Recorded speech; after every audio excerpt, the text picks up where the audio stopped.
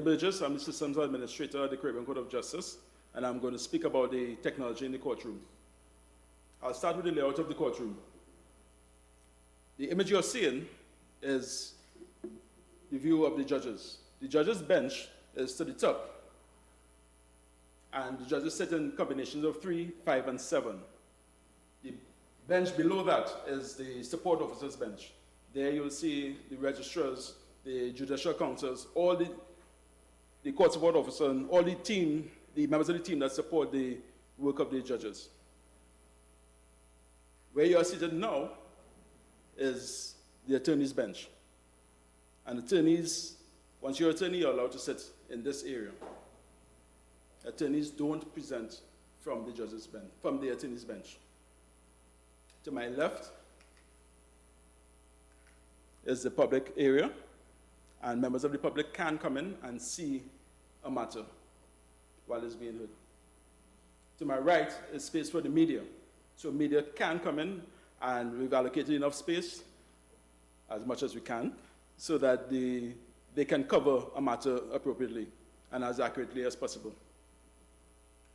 We've also implemented space for the witness, and the witness is heard only in original jurisdiction matters. Where I'm standing right now is the multimedia lectern, and here is where the attorney will present before the judges. And we've equipped the multimedia lectern with tools needed for the attorneys to present. And they'll use different visual aids to present throughout the matter. You'll notice monitors throughout the entire courtroom. The monitors are there to achieve 2 main court performance standards: transparency and timeliness. Everything that's being presented from the multimedia lectern is seen throughout the entire court. And at the multimedia lectern, we have a number of tools, as I mentioned before.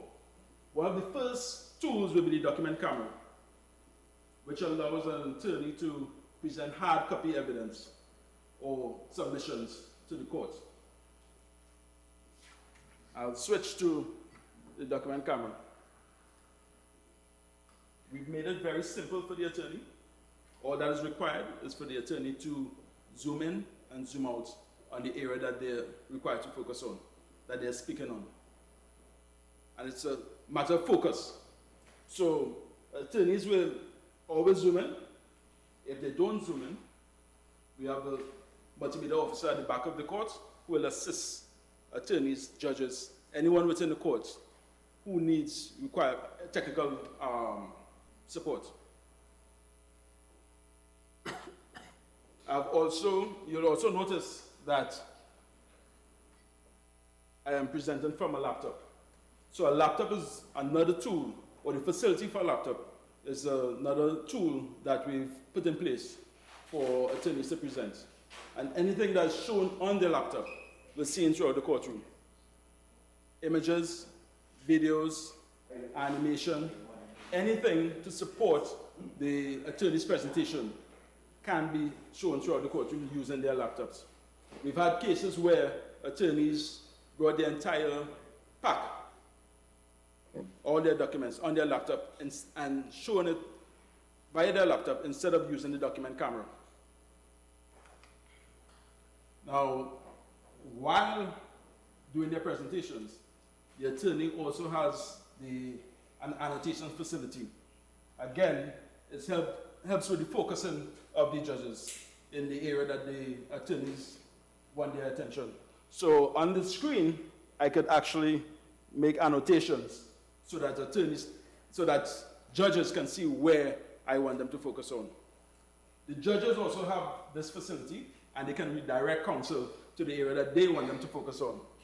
Again, it's achieving the goal of transparency and timeliness. In some jurisdictions, you actually have to pass the document from one judge to the next so that they can see what is being referred to. Here, at the Caribbean Court of Justice, everyone sees the same thing at the same time. And you're directed and focused in terms of the presentation. We also provide Wi-Fi access for everyone within the courtroom.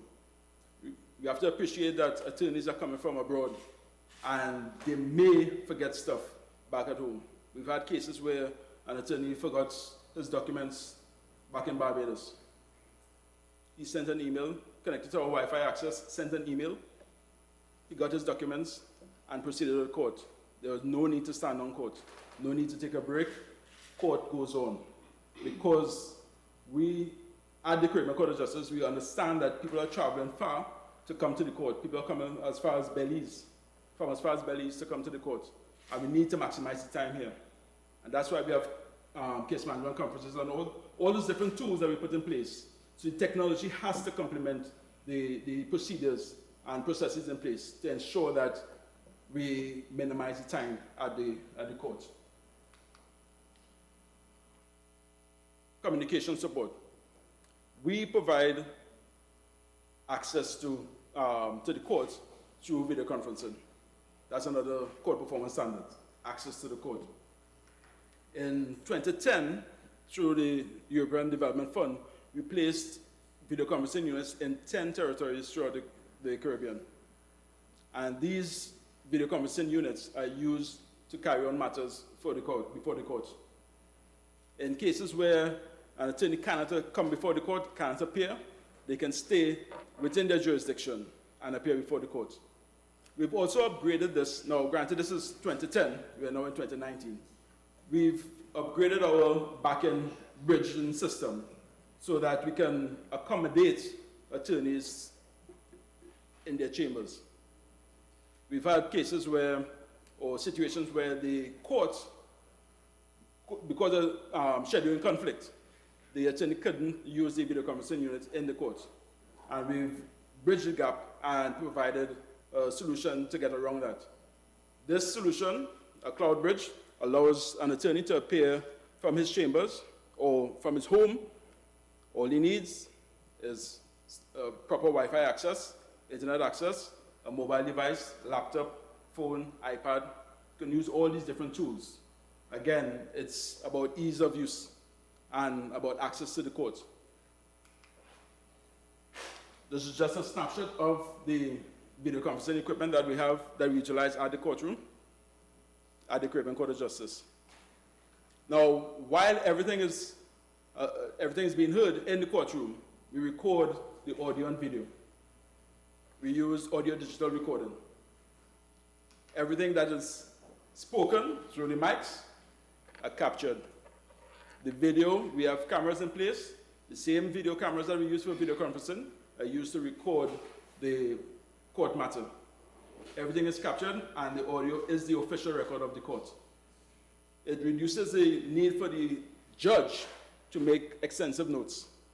They can now make short notes pertaining to specific questions that they ask or they need to find out more about. The court support officer also makes short notes. And every time that note is made, there's a timestamp so that they can go back to, click on that timestamp and go back to the audio and video that was played at that point in time. It makes the record a little more accurate than the written record. Once court is completed, we do information distribution. Online, we place the video that was captured during court. So that's video on demand. But actually before that, we actually do live streaming. So while court is going on, we do a live stream of the court matter. And as of April, you should be able to get all the matters on our YouTube channel. We also, on request, create DVDs of the court matter. Sometimes an attorney might want the court record when he leaves or she leaves. We put that on a DVD and we distribute the court record. So they can go and transcribe it if they require. And I'd like to thank you for listening to the courtroom presentation.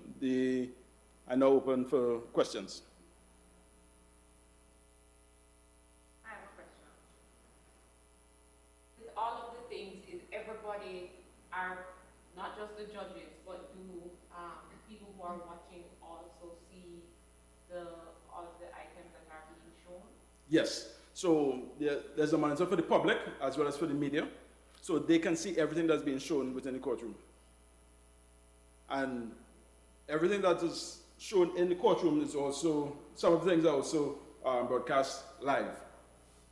Annotations that are done as well during court matter will be shown on the screens, on the monitors throughout the courtroom, and the annotations form part of the record. What if there are matters of a sensitive nature? Are they also shown to everybody? No, there's the ability to mute the video and all those displays during that time. What happens with equipment failure? What redundancy is in place? Very good question. Now, with regards to power failure, we have a generator in place, a UPS and a generator in place. So the UPS kicks in immediately, and after the UPS kicks in, the generator then supports the court. In terms of equipment failure, we have different devices on backup to implement during court in the event of a major piece of equipment failing. If we go to another step and you have a little more critical failure, then we work on the manual process. We must not forget that the manual process is still a process for the court. Technology can only go so far. So that would be the ultimate backup, in the sense of they will revert to manual transcribing, etc. should everything... Should everything fail. We've put a number of things in place to mitigate the risk, from additional power supply, additional equipment, additional alternative methods of recording the audio. But if all those 4 things fail, then you switch to manual. So you must go through all those four steps before we get to that point. And who is the person who would be taking those notes? Well, you have note taking at 2 levels. You have the judicial officer taking notes, you have judicial counsel taking notes, and you have the court support officer taking notes.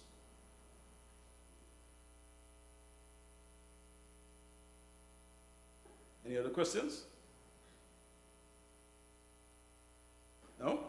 At this point in time, I would like to hand over to our deputy registrar, who will speak more about the court case management system. I deliberately left it out because I know she was going to touch on it, but it's an important tool for use at the court.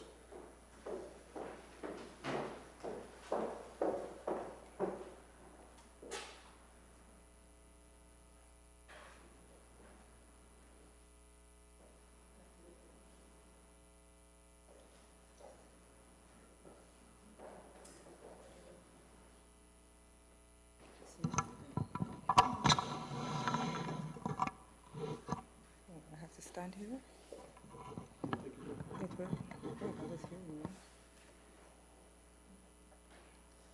Good afternoon. My name is Misha Ann Kelly, Deputy Registrar at the Caribbean Court of Justice. Today I will be speaking on the court's case management system. It is a very user-friendly system and comprises 3 basic applications. It allows the attorneys and litigants, if a litigant isn't represented by an attorney, to essentially submit documents for filing to the court over the internet. That's at its very basic level. So the system actually comprises 3 applications. The folio application, which the attorneys and litigants would use to file documents. The attaché application, which the registry uses to process all documents and cases that are filed. And the sidelines, which is a report management tool that we use to essentially pull statistics. For example, if we want to know how many matters were filed in a particular period, how many cases were disposed, we would simply go into that application to do it. Now I'm going to begin with the folio application, which is the application that the attorneys would use to file documents in the court.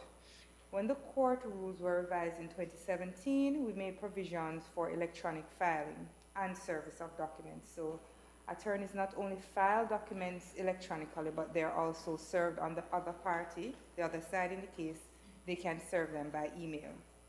So as soon as a document is submitted to us for filing, as soon as the registry files it, the attorney would just download the file, copy it, and send it by email to the other side, instead of having to engage the services of a process server to take the physical document to the other attorney's office and have someone sign to say that they have received it, and then take that back to their office and then complete an affidavit of service to say on such date and such time I went to this address and I filed and I served the document on such and such a person.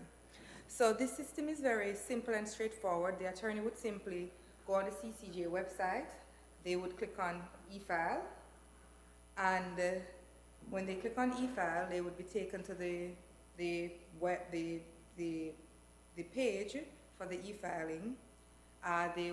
When they go there the first time, they do have to register, and once they register, it is approved by us in the registry, and thereafter they just log into that site using their secure username and password, and they are able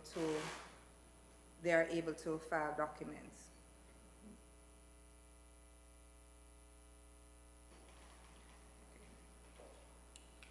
Now, the process of filing a document is very straightforward.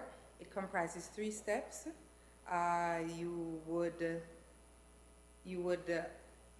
upload the document that you want to file. You would first select the type of document it is, upload it, add the parties, and the document is filed. I'm going to show you what that looks like by actually going to the site. So this is the eFolia site, and when you first enter the site, it will take you to the dashboard, which would show you how many cases you already have in the system. Now, because I am logged in, you will see a lot of cases and a lot of documents, but the typical person who logs in would not have this menu. Now, if it is that you wanted to upload a document, you simply click on upload, as you can see there. You would select a case. I'm not going to select a real case here. I'm going to be selecting one of the moot cases that we had in the court recently. So this is not a real case that was filed here. I'm going to click on, what did I just click on? I clicked on add files. I will have to select what type of document it is that I'm uploading. And I would just simply download the file in question. But I'm not using my system.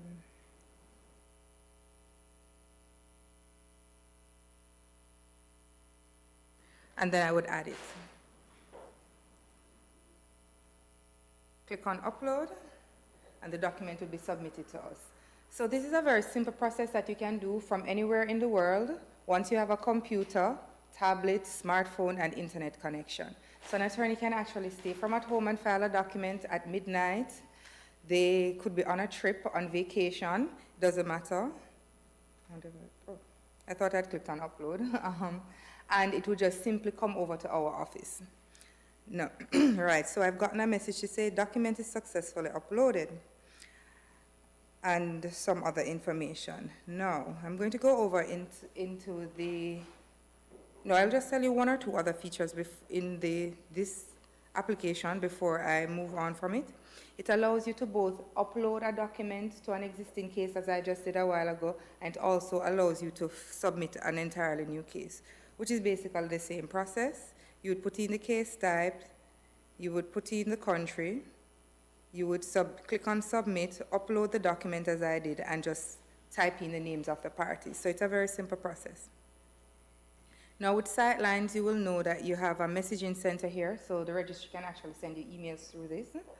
You can check on your documents as soon as you come in. Suppose you want to know how many cases do I have in the system. You can click on view cases, and you see here a list of all the cases that this user would currently have in the system. You can click on the case itself and go in there and access the documents that were filed in the case, which is the most important feature for attorneys. They always want to be able to access and download the documents. So I just opened one of the cases, and I can access and download all the documents that were filed, not just the documents that I filed in the case, but all the documents that all the other parties filed. So as soon as Attorney A submits a document for filing, for example, Attorney A is in Belize, and they submit it at 8 p.m. in the night and it is filed, you will be able to access it as well. So this is the beauty of the system. So as soon as any party in the case, a document is filed, it goes on the system, including any documents that are filed by the court.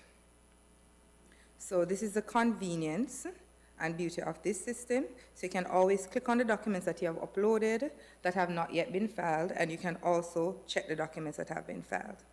Now I'm going to go over into the attaché system, which is a system that the court uses.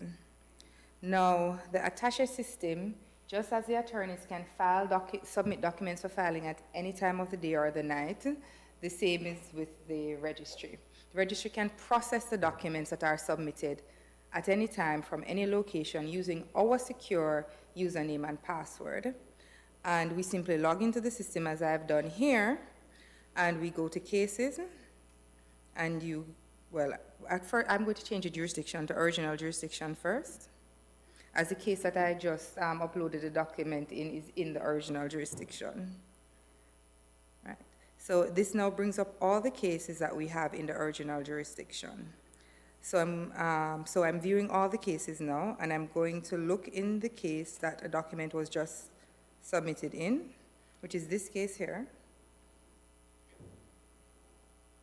And as I said, it's not an actual real case. I'm going to go in Documents, and you will see that a document was submitted by a law firm of Jamaica, which is a test account that we use here from time to time to test various features of the system. It's not an actual real firm, as this is not an actual real case. And you can see the date it was submitted. The status is an unknown party, as ordinarily, if it had been filed by a real attorney in a real case, we would not have any unknowns here. And the document type I had arbitrarily selected was affidavit in opposition. So what the registry staff would do is click on this download button. We would open the file in question, just in the same way that a document would be taken physically to the registry in a normal court, and it would be given to the registry staff over the counter. It's the same way we still have to open the document, and we actually have to look at the document. We have to look that it is in the correct format. Suppose you uploaded a document that is blank, or suppose you mistakenly uploaded your grocery list and not the actual affidavit. We have to make sure that we can actually see it. Sometimes attorneys will upload a document and it's too dark, or it's turned upside down, or something like that. So we check it, make sure that it's dated and signed, it's the correct document, and once it is the correct document, I will click on I will file the document in question.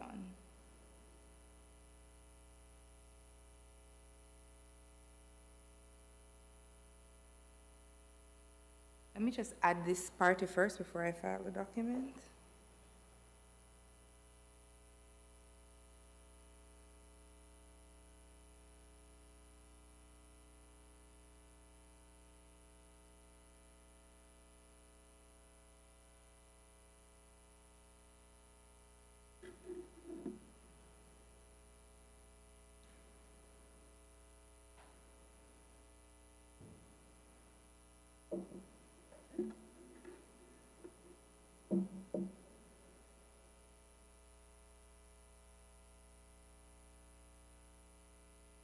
I think it took me back. Oh dear. I clicked on the wrong thing. I accidentally came back out of the case. Let me go back in.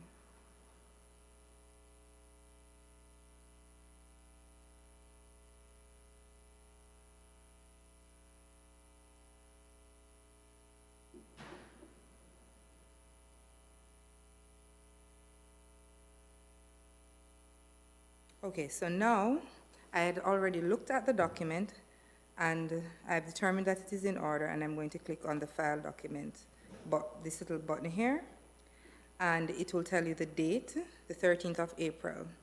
Now, ordinarily, we would not file a document for the 13th of April. So if a document comes in after 4 p.m., we're going to file it for the next day. So this document was submitted today, so I'm going to file it for Monday's date, which is the 15th. Because we wouldn't file a document that comes in today, for today's date, we will always have to file it for the next date that the court will be open. So I'm going to select the 15th, and the document will be filed. I am going to open the document and show you what the document looks like when it's filed. Now, bear in mind, this was not a real document. I just arbitrarily selected a document.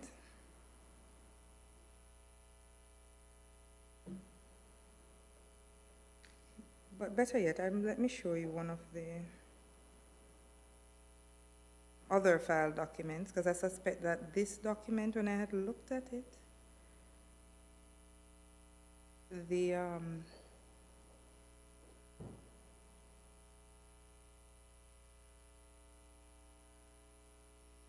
right. When a document is filed, our seal goes on the document, as well as the page numbers and the date. However, this document, as you can see, is all the way to the edges, so we're not able to see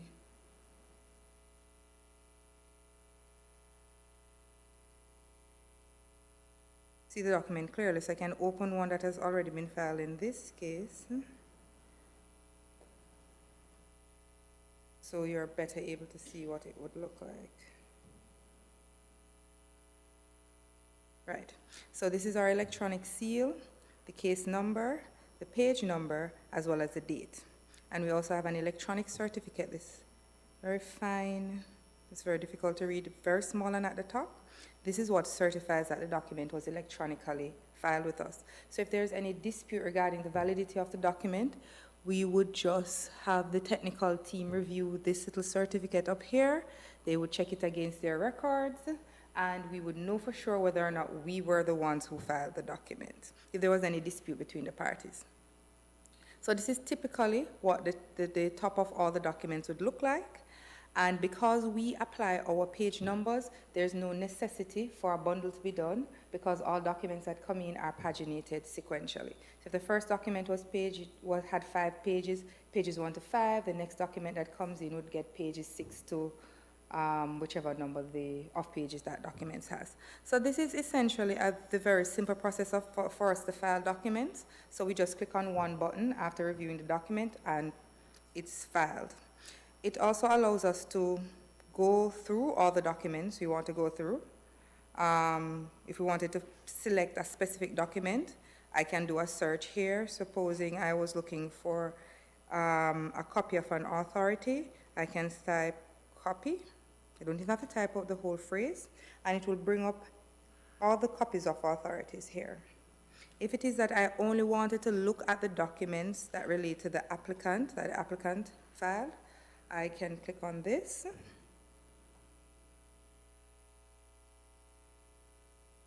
Right.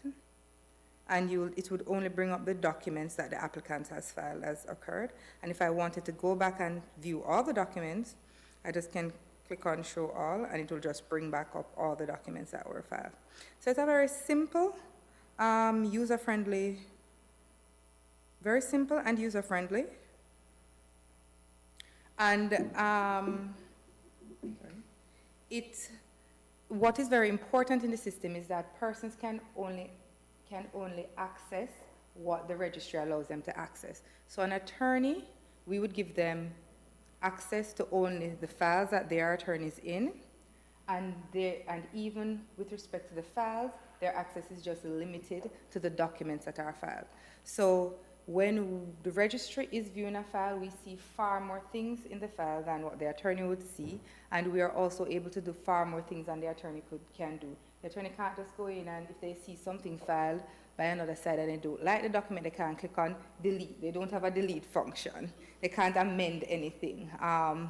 If we see, for example, as has happened in the past, an attorney we will open the system and we see 2 documents, the same name, they look the same.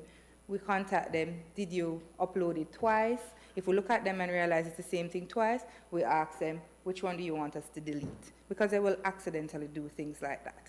Or if we see them upload a document and, as I said, it appears to be the grocery bill and not the actual document, clearly we can delete it. But we generally communicate with them first before we would do something like that. So we have far more access to the system. And even within the court, each person who has access to the system is given a differentiated access to the system. So, for example, I would have more access than, for example, the case support officer who works in the registry. So the more senior persons in the registry would be given more access to the system. I would be able to add new users to the system, new court staff, and things of that nature. So everything comes down to the permissions that you're granted as a user.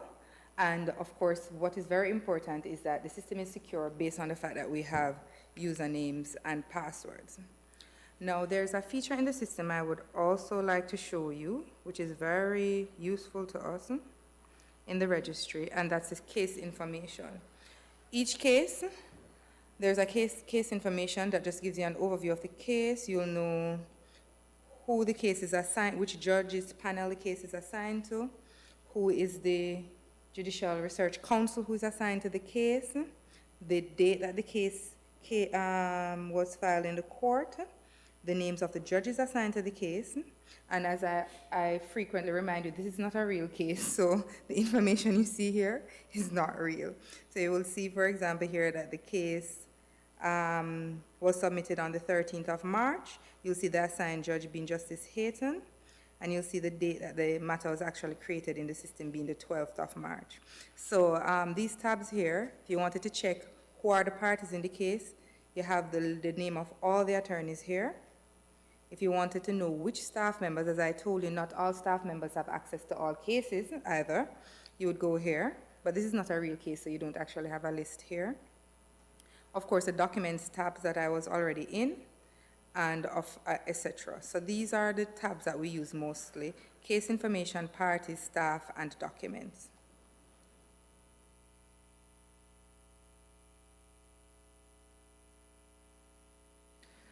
Now, I showed you how we had filed a document. We also have the ability, as I told you, to reject the document. So I did not have to click on file. I could have clicked on the reject button, and it would have just sent a note to the attorney, and I would have typed what would be in the note for them and told them to resend the document. Now, I had shown you the parties in the case.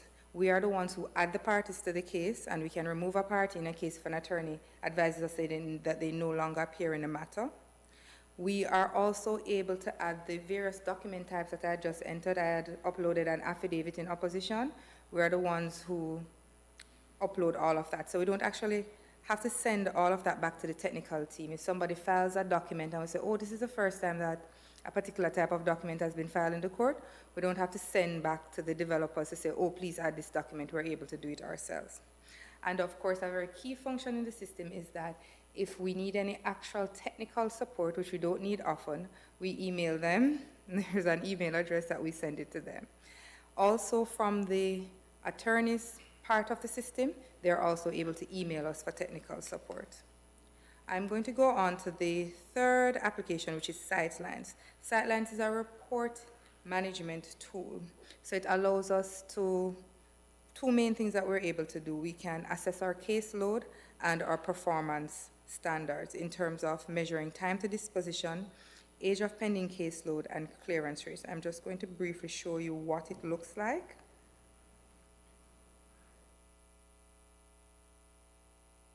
This is Sightlines.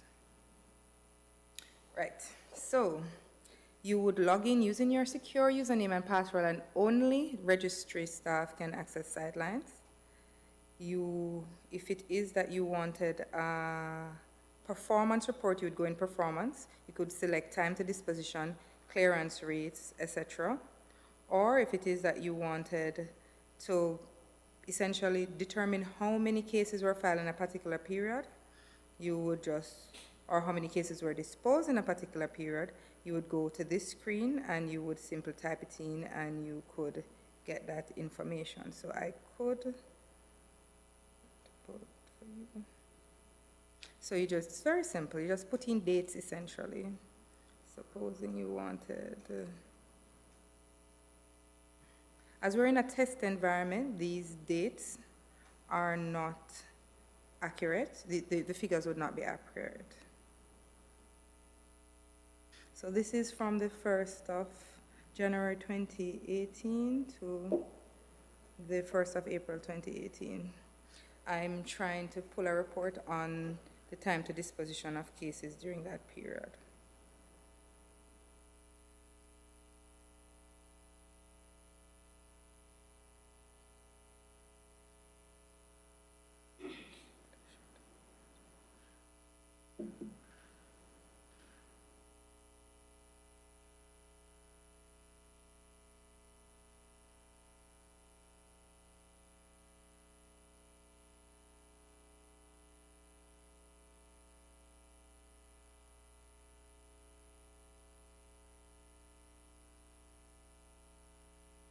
The internet seems to be moving really slowly.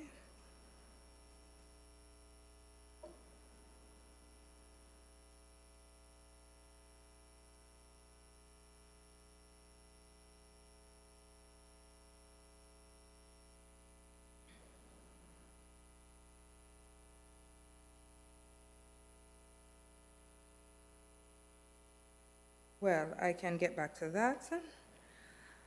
Well, so that is essentially the overview of the 3 applications that comprise our case management system and allows us to function at a far more efficient level than if we had to do our work manually. Because on a daily basis, just last week, the communications manager sent me an email and said she needed some figures for this and that, and she needed them by a particular time. And I was able to go into the system and pull the figures and give them to her before she had kittens. So, and the judges will be going off to make a speech, and you will just get a call or email, I need figures for this, and you have to go in the system and generate the figures to give it to them so that they can make their speech. And they generally don't make the request far in advance, and you'll hear, I'm leaving the building at 2 o'clock to catch a flight, so you have to provide information in a timely manner. So, I'm just going to leave with you with a short video presentation. Just 1 second. Did I not hear it? Paul didn't tell me. Okay. Well, the video would essentially go through what I just did, so we will just skip that. So thank you very much for your participation. Are there any questions?